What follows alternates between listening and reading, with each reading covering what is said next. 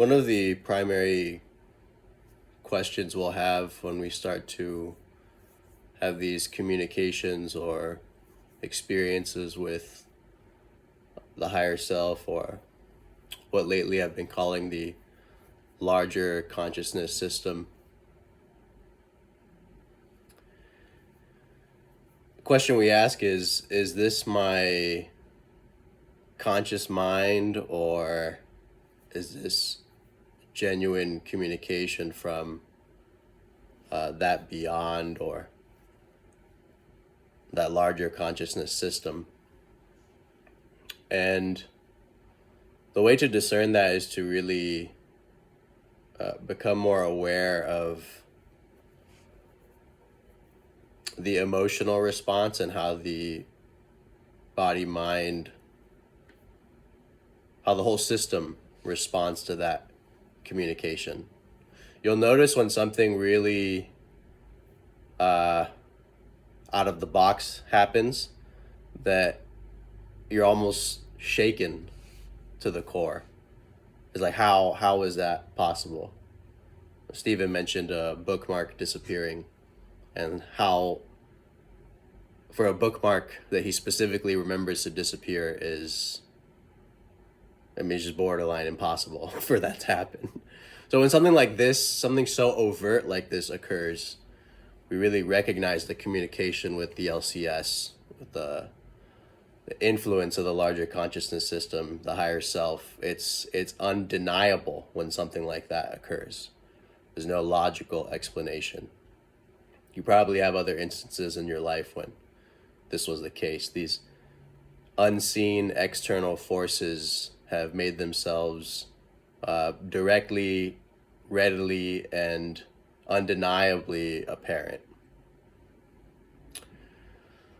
But what about every day?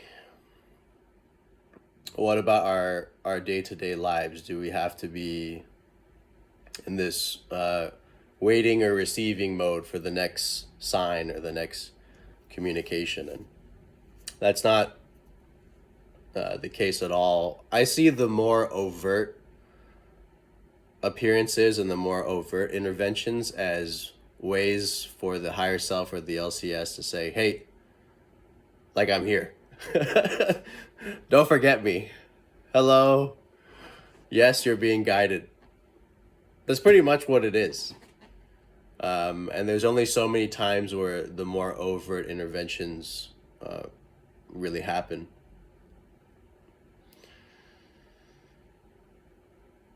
So if you were to carve out a portion of the day for prayer and meditation, and the prayer is for asking questions to the LCS or the higher self, and the meditation would be for being in the receiving mode, seeing what answers or what information comes through. How do we distinguish between what's our conscious mind or just ordinary thought and what's actually information coming from the higher self? I'll give you an example. A good question to ask is, what's the most important thing for me to know right now or today? And you go into meditation, you get still for a minute or two, or even less, and you say higher self now. You sense that feeling of connection and alignment. And then you ask your question, what's the most important thing for me to know now? And you wait. The answer may come immediately. It may be this like drips of words, but you'll notice that when the words come through, there will be a response that the body has. So look for that response that the mind body has. Notice that response. When it's just your conscious mind talking, it doesn't open bliss, right? Like, I did a communication or a prayer recently, and I was in meditation. I asked, what's the most important thing for me to know right now? And it was quiet, and then just like a drip, just one word: endure. And with that one word, like the whole physiology felt the power of that one word. So your communication or your ordinary conscious mind thinking doesn't produce these particular side effects.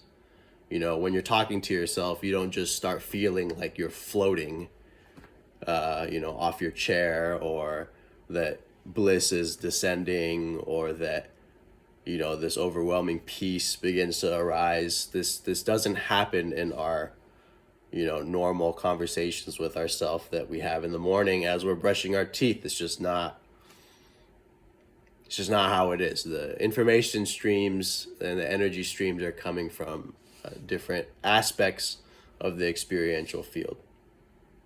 The conscious mind is one particular area, and the LCS, the higher self, is this.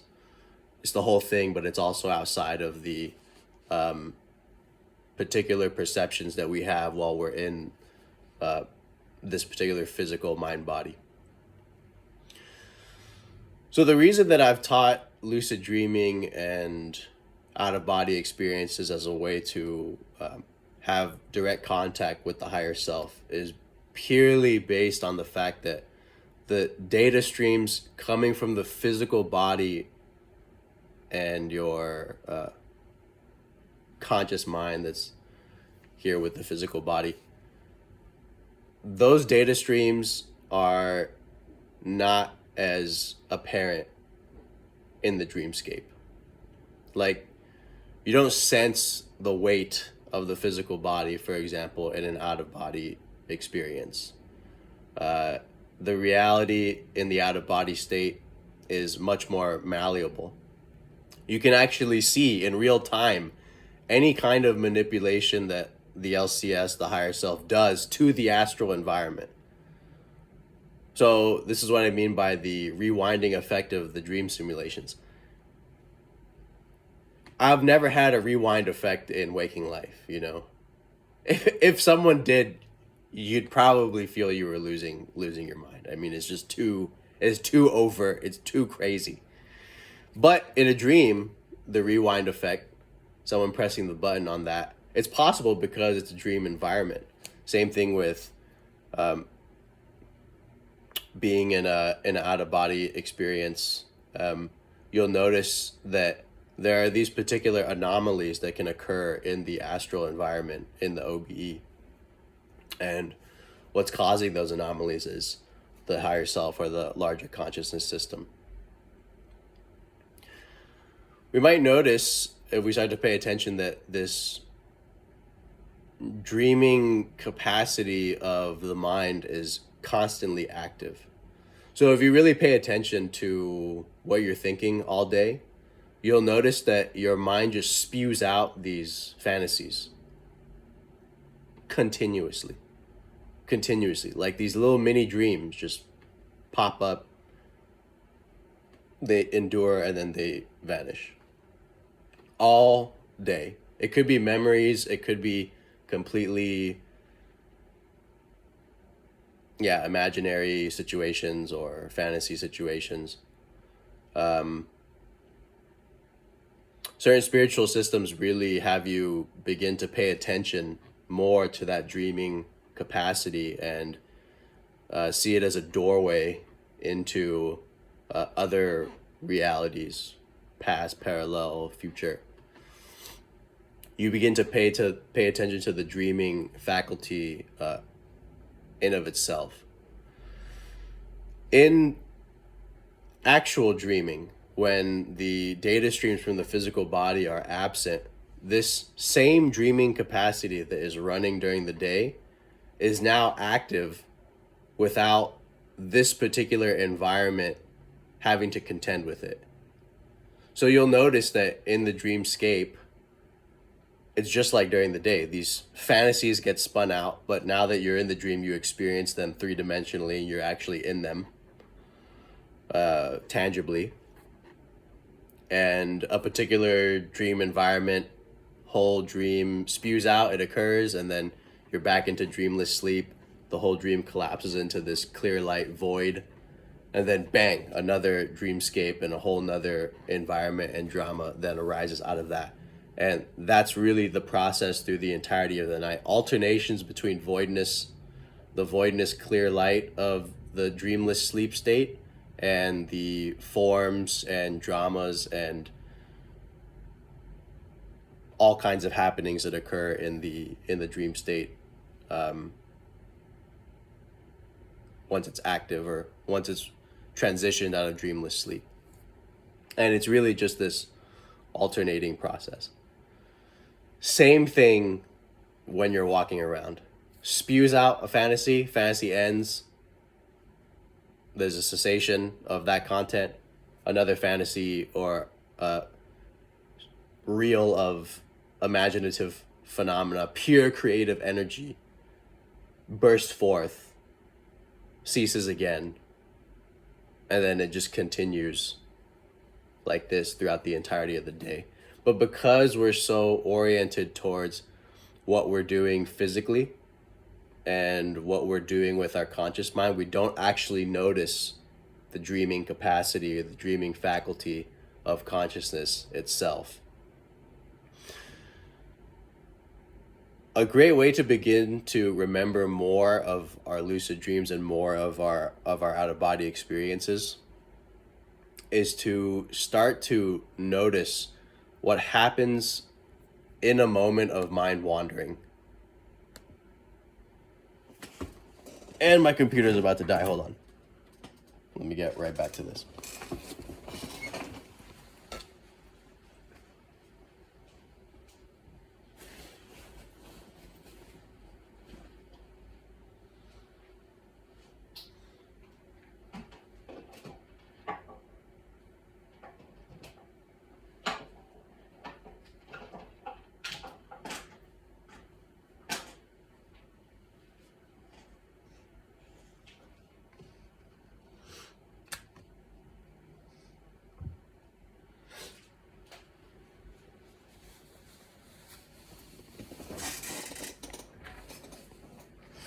All right.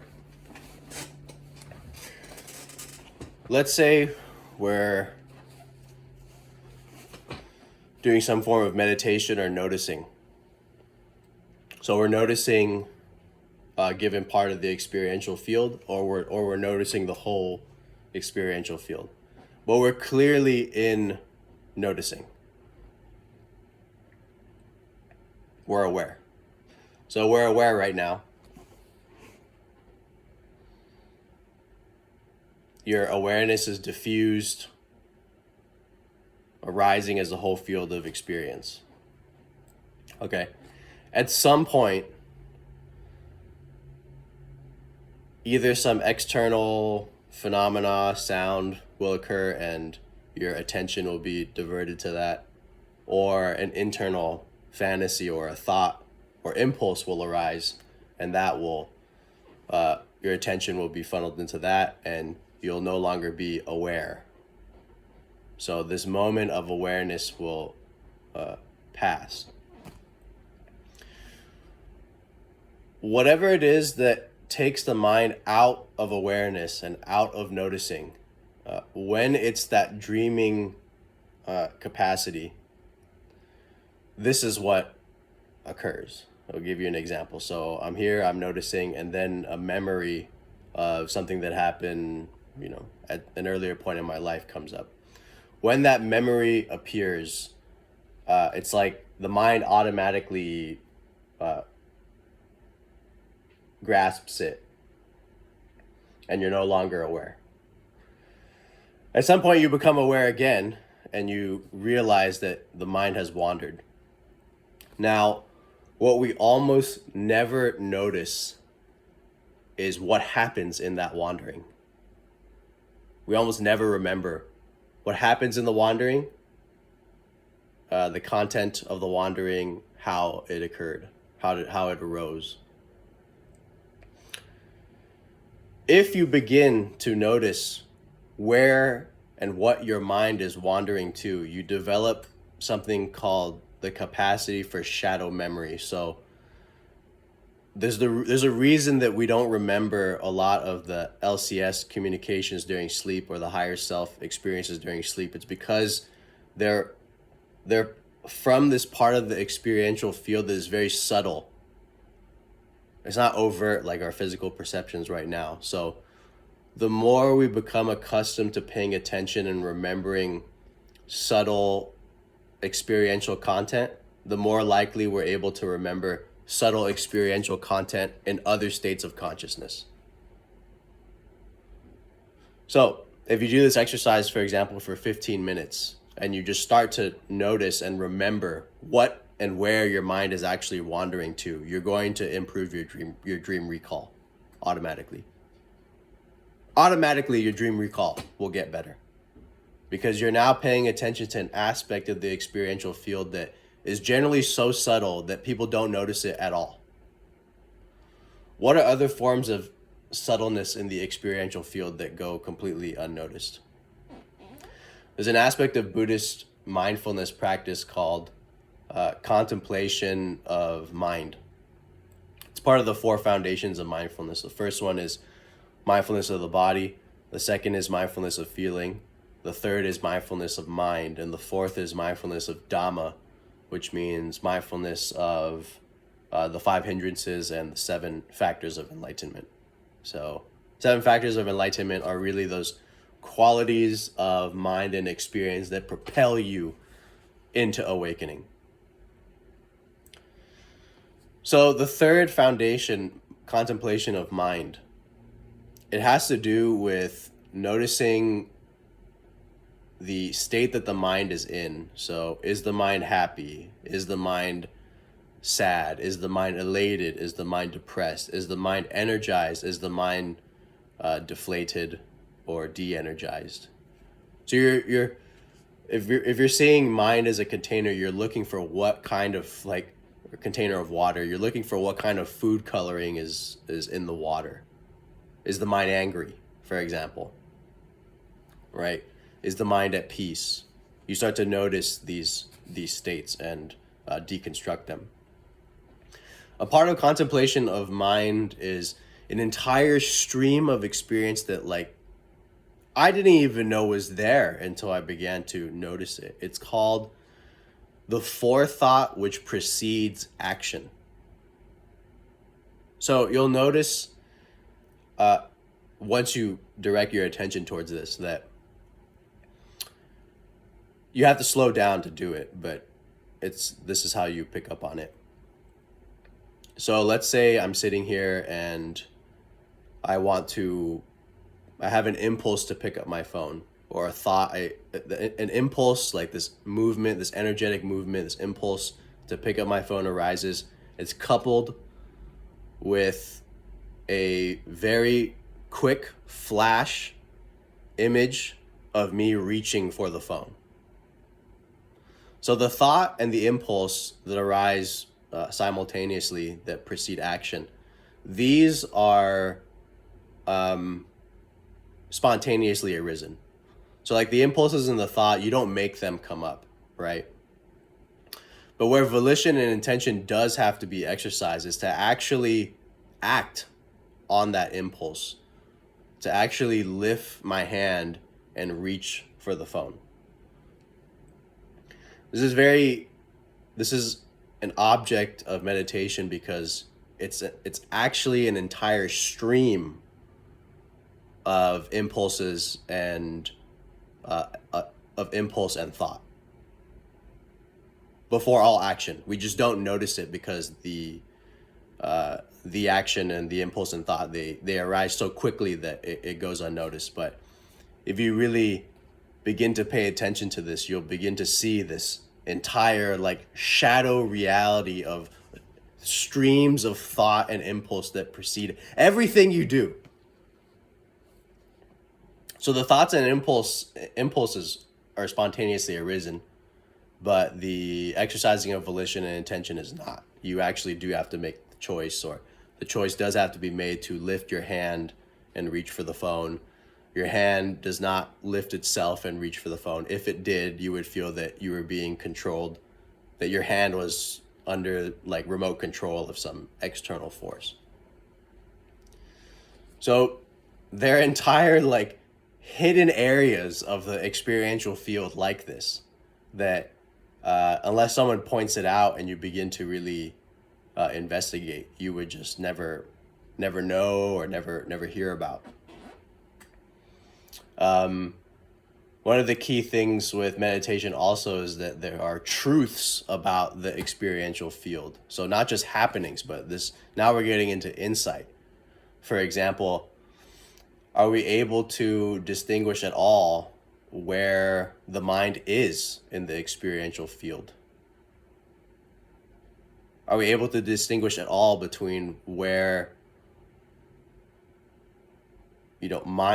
mind ends and the experiential field begins? Is there any division line, between what I'm seeing and consciousness? Is there any division between what I'm hearing and consciousness? Is there any division between what I'm feeling and consciousness? Or all these perceptions, is the entire field of experience only experiential because of this unknowable, unfindable quality called consciousness? I shouldn't call it unknowable. It's unknowable by the very bare fact of having experience, but I mean, it's unfindable. You can't pinpoint to it anywhere and say, hey, consciousness is that. It's that thing over there. It doesn't work like that. The whole field, whatever configurations it may have, all of these configurations are mind or consciousness. So not only are there aspects of the experiential field that are untouched or unnoticed, but there are truths to be realized about the experiential field. And this also leads into the 4 Foundations mindfulness content as well.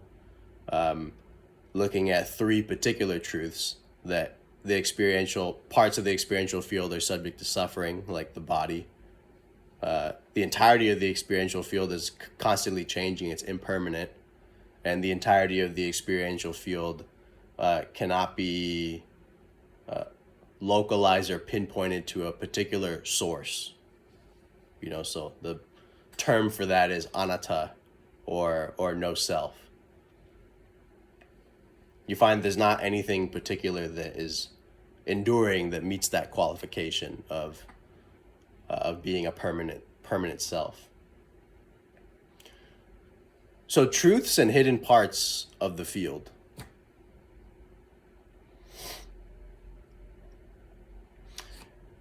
The practice of meditation and of noticing the experiential field directly translates to the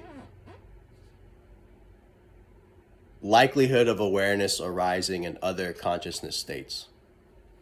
So the more you're aware, the more you're noticing in waking life, the more likely this awareness and noticing is going to arise in the dream state as well. Life is really this journey through the LCS. It's this journey through the larger consciousness system. And we see higher self and that beyond as this particular intelligence or this voice that's limited to a certain spectrum or plane of existence. And what's really happening is that all these various planes are intermeshed, they're interpenetrating, they're interconnected. All these levels of dreaming are interpenetrating like a hologram. So it's not that higher self is limited to that particular formless spectrum. I mean, obviously it makes very, very overt changes in our physical reality here. So how could it be limited to purely a formless, infinite space dimension? It's obviously more than what we're conceiving it to be. With the simulation dreams and out-of-body experiences that I've had, one of the primary insights is that the LCS, the larger consciousness system, is attempting to get us to elicit particular growth responses. We've heard this spiritual teaching before, many times, surely. Until you get the lesson, the condition, the obstacle, the problem will repeat itself. Until you learn, you'll keep making the same mistakes, or you'll keep encountering the same obstacles, the same difficulties. We've all heard that, and intuitively we just say, yeah, that makes sense. But when you really look at this particular principle, you open this entire box. Because the question is, who's designing the lessons?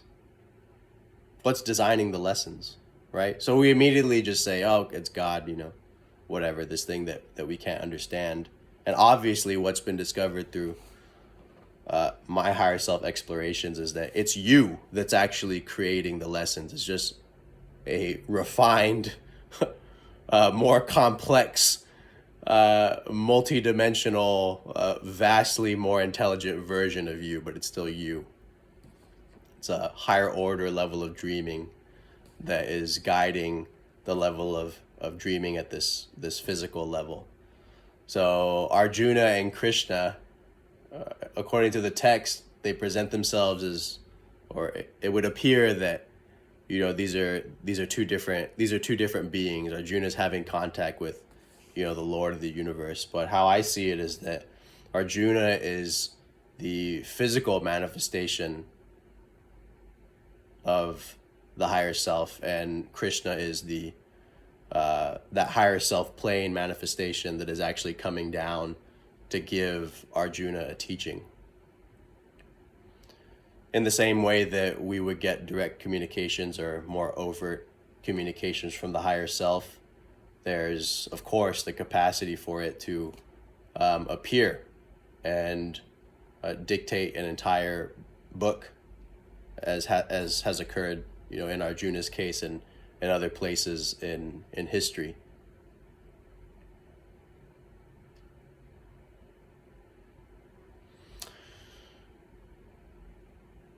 So if the LCS is attempting to get us to elicit specific growth responses, the question we have to ask is why?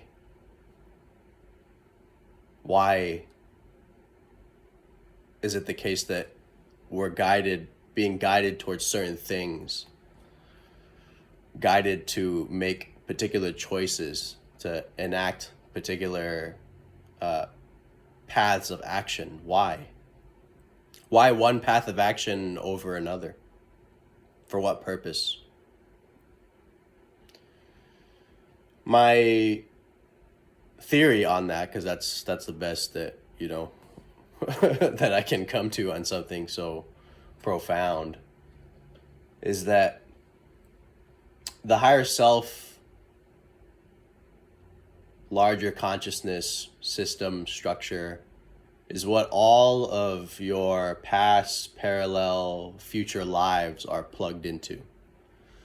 That's really what the silver cord is in spiritual teachings. It's people present it as like this link to God, but what is it actually? The silver cord is a information and data stream transmission line. So you're able to receive information through the silver cord from the higher planes, but information is also uploaded into the higher self mainframe or into this LCS. What's the effect of it being uploaded? Like, what function or purpose does that have? So let's say, in your little, I wouldn't say little, but in your life personalities matrix or cluster, there's a few thousand other yous, and not other Ryans that look like Ryan, but other selves that born in other places, male, female, human, non-human. They got their own existences, but we're all connected to this particular higher self mainframe. You could see the higher self structure and the larger consciousness system at that level as the conglomeration of information, lessons, and experiences of all these thousands of yous. The aggregation of that experience, the aggregation of that collected learning and lessons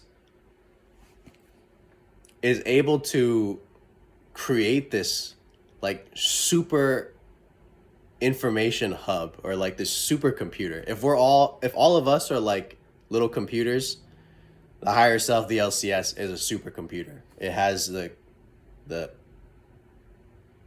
complete memory banks and capacities and gifts and intelligence and creativity of thousands of beings, right? So the idea is that by information being funneled up into this LCS, the particular operators or managers of your cluster, which people have different names for that, or Bob Monroe calls it his executive committee. Someone like Esther Hicks calls it Abraham. There are different words for this. But it's for whatever forces are operating in that higher self plane that are direct in the guidance of your particular life and in the guidance of the lives of the various incarnates.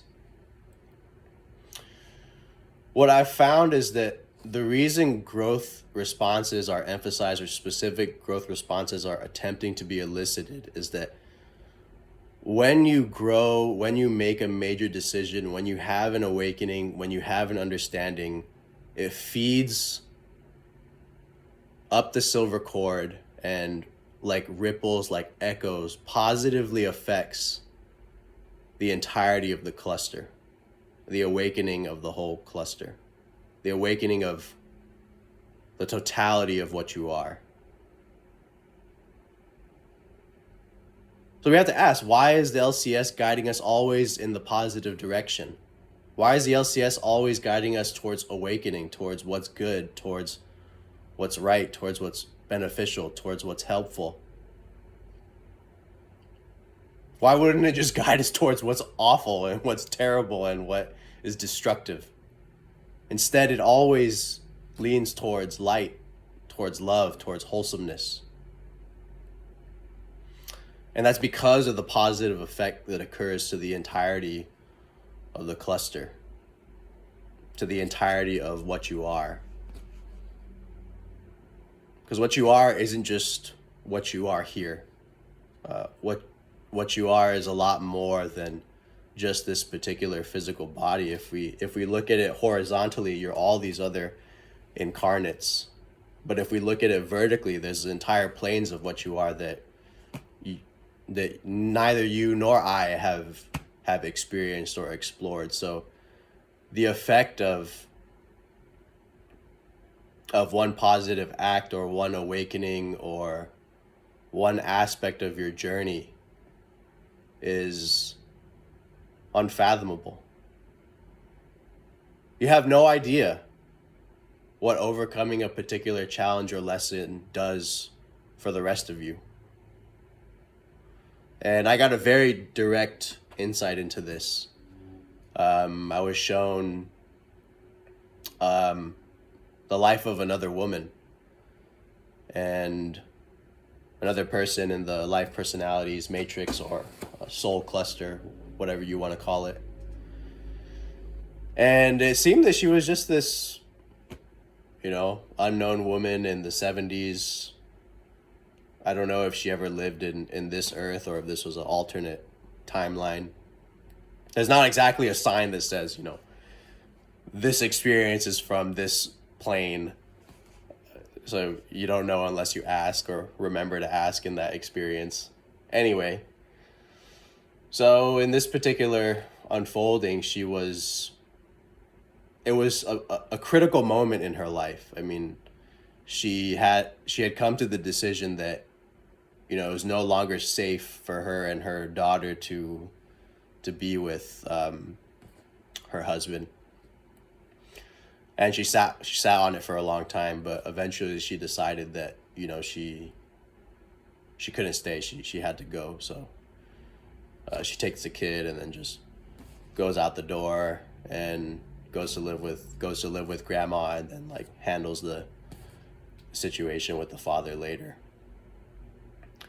But when I was shown this, I really saw like how hard it was for her to walk out that door. Like how many times she saw herself walking out the door, told herself she was going to walk out the door, didn't walk out the door. How many times she said she was going to leave, but she didn't. And then that one time she does, there was this like explosion of light through the filament of the silver cord, uploading into the higher self mainframe, manifesting as strength for other parts of herself. And when I saw this, I thought, oh, because a lot of non-dual teachings say, nothing matters. What you do doesn't matter. And from the absolute sense, we can say, of course, nothing matters. Nothing's here. How can we say it matters, right? But from the relative point of view, in the same way that me helping a person makes a difference in their lives, you helping yourself makes a difference in the lives of other yous, of other parts of yourself elsewhere in time and space that you don't know about, that are separated by the veil of your particular existence and the solidity of your mind body.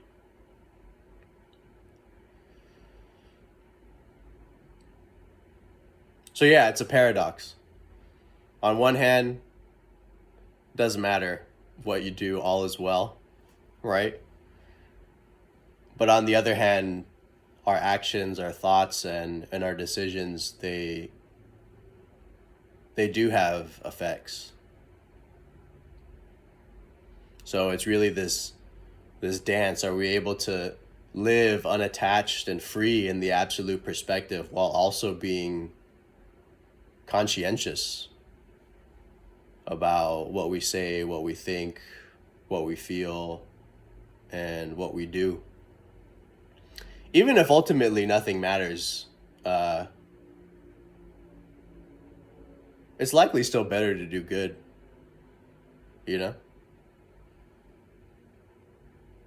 It's likely still more immediately beneficial to do the wholesome thing.